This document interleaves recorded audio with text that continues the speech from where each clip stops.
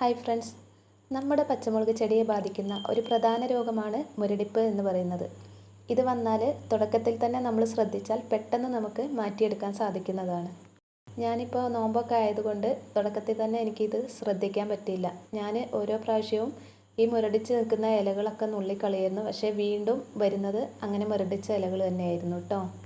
അപ്പം നമ്മൾ മരുന്ന് ഉപയോഗിക്കുന്നതിൻ്റെ മുമ്പ് തന്നെ ഇതിൻ്റെ മുരടിച്ച ഇലകളും തൂമ്പും ഒക്കെ നുള്ളിക്കളയണം.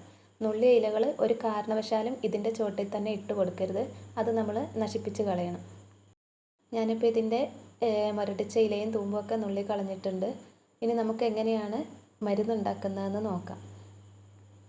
നമ്മുടെ വീട്ടിൽ തന്നെയുള്ള രണ്ട് സാധനങ്ങൾ ഉപയോഗിച്ചിട്ടാണ് നമ്മൾ ഈ മരുന്ന് തയ്യാറാക്കാൻ പോകുന്നത്.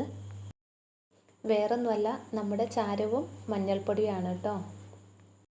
നമ്മൾ ആദ്യം തന്നെ ഒരു സ്പൂൺ മഞ്ഞൾപ്പൊടിയും പിന്നീട് അതിലേക്ക് 3 സ്പൂൺ ചാരവുമാണ് എടുക്കുന്നത് കേട്ടോ. ഇത് 1 ലിറ്റർ വെള്ളത്തിലേക്ക് എടുക്കുന്നതിൻ്റെ കണക്കാണ്. നമ്മുടെ കൃഷിയുടെ അളവനുസരിച്ച് കൂട്ടുകയും കുറയ്ക്കുകയും ചെയ്യാം കേട്ടോ.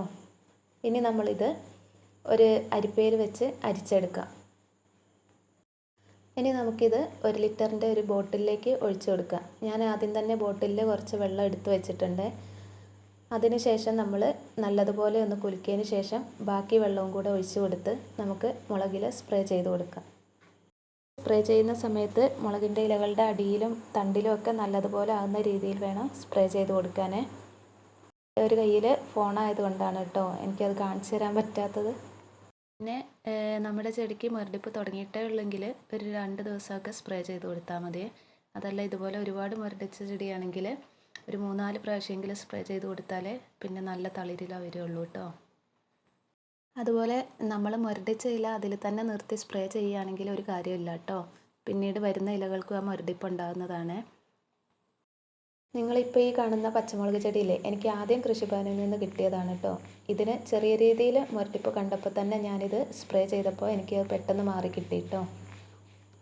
ഈ പച്ചമുളകിൻ്റെ ഇടയിൽ ഞാൻ കൃഷിഭവനിൽ നിന്ന് തന്നെ കിട്ടിയ ക്യാരറ്റിൻ്റെ തയ്യും കൂടെ കുഴിച്ചിട്ടിട്ടുണ്ടായിരുന്നേ. ഞാൻ ക്യാരറ്റ് നമ്മുടെ നാട്ടിലൊന്നും ഉണ്ടാവില്ല എന്ന് വിചാരിച്ച് ഇതിൻ്റെ ഇടയിൽ വെറുതെ കുഴിച്ചിട്ടതായിരുന്നു കേട്ടോ. പക്ഷേ അത് നല്ലതുപോലെ ഉണ്ടായി വന്നിട്ടുണ്ട്. ഇത് നമ്മൾ വിളവെടുക്കുന്നത് മഞ്ഞളിൻ്റെ ഇലയൊക്കെ ഉണങ്ങുന്ന പോലെ ഇതിൻ്റെ ഇലയ്ക്കും ചെറിയൊരു ഉണക്കം വരും. അപ്പോൾ നമുക്കിത് വിളവെടുക്കാം കേട്ടോ.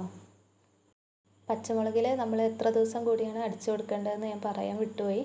അപ്പോൾ ഞാൻ പറഞ്ഞുതരാം. ഒരുപാട് മുരടിപ്പുള്ള ചെടിയാണെങ്കിൽ 4 ദിവസത്തിലൊരിക്കൽ അടിച്ചു കൊടുക്കാം. ഇനി അതല്ല, ചെറിയ മുരടിപ്പ് മാത്രമാണ് ഉള്ളതെങ്കിൽ 2 ആഴ്ചയിലൊരിക്കൽ അടിച്ചു കൊടുത്താൽ മതി കേട്ടോ. ഈ മിശ്രിതം നമുക്ക് ചെടികൾ നന്നായി പൂവിടാനും കായ്ക്കാനും ഒക്കെ സ്പ്രേ ചെയ്ത് കൊടുക്കാവുന്നതാണ്. ഞാൻ ഈ പച്ചമുളക് ചെടികളെല്ലാം കരിയില കമ്പോസ്റ്റ് മാത്രം ഉപയോഗിച്ച് നട്ടു കൊടുത്തതാണ് കേട്ടോ.